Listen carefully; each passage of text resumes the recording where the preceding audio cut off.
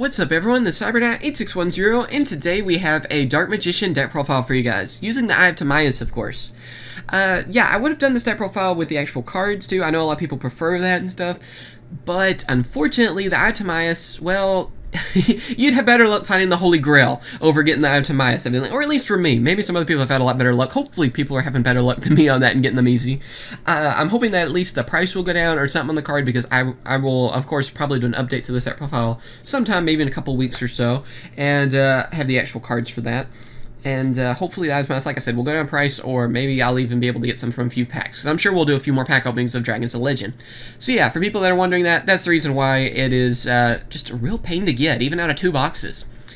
Also, before we get started, I want to tell you guys that I am doing a Pokemon Let's Play of Fire Red. It's like on an MMO thing, but it's a Pokemon MMO, and one of my friends is playing Let's Play with me. It's on my other channel, CyberKnight Games, so if you want to check that out, of course, people always want me to do more gameplay stuff. I plan to also have another episode of Nightmare Troubadour later today as well, so be sure to check it out on that channel. I have a link in the description, as always, that's where their link is, and yeah, let's get started though. This is the main reason you came here, so let's go ahead and talk about this deck profile. So yeah, first off, we have 2 Dark Magicians. You're going to be sent to the graveyard most of the time to bring it out. You're not really going to be, of course, tributing for this. And that's my favorite artwork of Dark Magician. It's really nostalgic to me, so that's the reason I went with that one. So many choices on that. 2 Dark Magician Girl. Again, very useful card for this. One of the main cards because she has her own fusion now. And yeah, she's one of the ones that's a little bit harder to summon, because Dark Magician, believe it or not, is a lot easier to bring out because you're more likely to be sent to the graveyard, and a lot of these cards in this deck are able to bring them out fairly easily. Let's see, we're going with the Destiny Hero engine, so we're using 3 Destiny Hero Malicious, 3 Diamond Dude. Diamond Dude with his effect can use all these spell cards, so that really comes in handy too. And then we have 3 Armageddon Knight, so you're able to send cards to the graveyard and use them later. Most of the time it's going to be Dark Magician, but I guess you could also do it with Malicious. Then you have 2 Summoner Monks. The main strategy with that is that most of the time, or here and there, I guess it's not really most of the time, you will have a spell card or something that won't be as useful, maybe Dark Magic Attack, or Sage of Stone, or even Dark Magic Curtain. You can send that away and then go for Diamond Dude and use his effect, and then hopefully you'll be able to do a spell card to really use that effect, and then go for an Xyz Summon is the main strategy I go with that, and yeah, it really comes in handy for that. After that, we have 3 Elemental Prismas.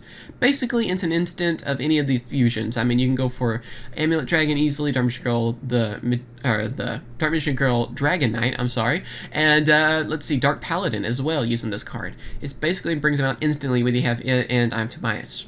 Speaking of, we have 3 Eye of Timaeus. It's the main card of the deck, able to bring out all those different fusions, and it's a pretty big game changer for a lot of Dark Magicians and stuff too. It makes it where Dark Magician and Dark Magician Girl are a little bit more competitive now, and it's a lot of fun to use this card, so I'm really happy that they finally printed it. Still a little bummed that the other dragons didn't make it, but hopefully we'll have those very soon. I'm hoping it's not even going to be next year. Maybe even we'll get them later this year. I'm really hoping, but more than likely, I'm sure, next year. After that, we have Dark Magic Attack.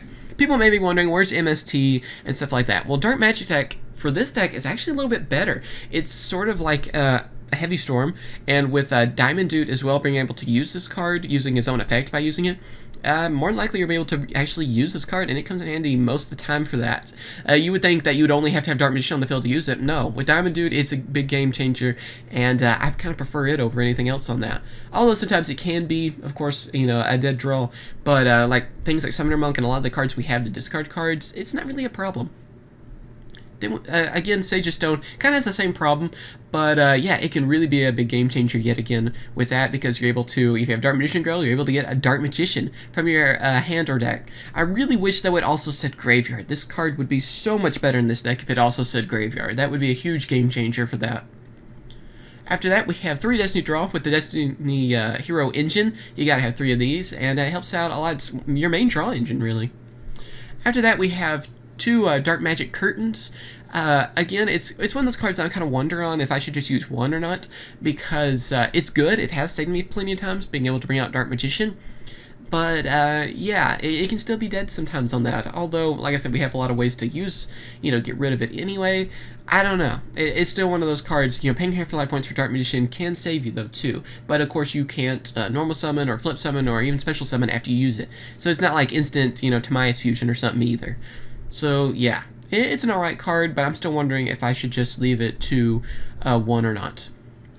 Then we have Silent Doom. It's basically your monster reborn. You're able to get your Dark Magician, which is the only target, of course, for this card, and bring it in face-up defense. Of course, it can't attack either, but more than likely you're just going to be going for Eye of Timaeus, you know, and then going for a fusion yet again. Same idea with, well, Swing of Memories. So yeah, basically the same idea. At least it doesn't have as much restrictions, but the end phase, it gets destroyed. So yeah, it can be a pretty big game changer though too with that, because you can actually win games just by bringing out Dark Magician like that fairly easily. Then you have your 3 Upstart Goblins. Those can really help out because, again, it's another sort of draw engine. I know with Soul Charge and stuff too, Upstart Goblin I feel like isn't really as good because you're giving them the extra 1,000 to use with Soul Charge. But then again, it seems like most of the time when I've used this card, I've been able to take those life points back because I am able to, you know, bring out Amulet Dragon, which is the main card I usually go for, or Dragon Knight, or even Dark Paladin so easily, and I'm able to inflict so much damage because of that, because this can really turn around the game for this deck. And yeah, I still think it's really worth it. After that, we have Foolish Burial, basically another way to send monsters to the graveyard, whether it be Dark Magician or Malicious. And then a Reinforcement Army, good way to get Prisma, Armageddon Knight, or Diamond Dude to your hand. Divine Wrath, another great way to send cards that are in your hand that aren't as useful at the moment. Like Sage of Stone sometimes can unfortunately be just there and not be as useful, or you're able to use this card to get rid of them, and I really enjoy using it. I'm still debating on if I want to switch over to Breakthrough Skills, but I really like how I'm able to get rid of those cards that are just dead in the hand, and then that way once they're in the graveyard, I can use them for Amulet Dragon and make them even stronger. That extra 100 attack points can really be a game changer, so I'm preferring using Divine Wrath at the moment. Alright, now for the extra deck. We have 2 Amulet Dragon. It's pretty much the main card you're going to be going for, or at least that I go for, and even when it's destroyed, you're able to get a Spellcaster type monster in your graveyard and special summon it, so instant Dark Magician again. And then Dark Magician Girl, the Dragon Knight, has an awesome effect too. That's why sometimes I don't know if I should say Amulet Dragon is the main card, because this card is a huge game changer as well. Being able to get rid of face-up cards on the field and just destroy them. Again, also able to get rid of just cards that are in your hand as well, and just send them to the graveyard that aren't as useful. Dark Paladin. I love being able to use this card again. It's actually very useful, very easy to bring out too, and with all the dragons that are in this format, yeah, Dark Paladin is actually pretty awesome. Again, kind of has the same idea where you're able to get cards from your hand and just send them to the graveyard, so that can come in handy. But not only that, gaining 500 attack for each dragon-type monster in the field and either player's graveyard, yeah, he can level up and gain a lot of attack fairly easily against most decks. Now for the Xyz monsters. We're using, of course, 1 Dragosack because it is possible, same with number 11, and yeah, you can actually go for those fairly easy, and that can be a pretty big game changer, especially number 11. I find it's a little bit more of a game changer because they have that problematic monster. It's yours now.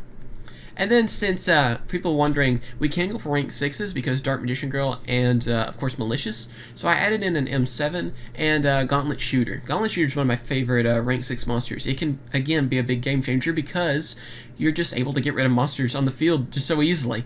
And that can really make your opponent very sad. Now for the rank 4 monsters. We have Exciton Knight.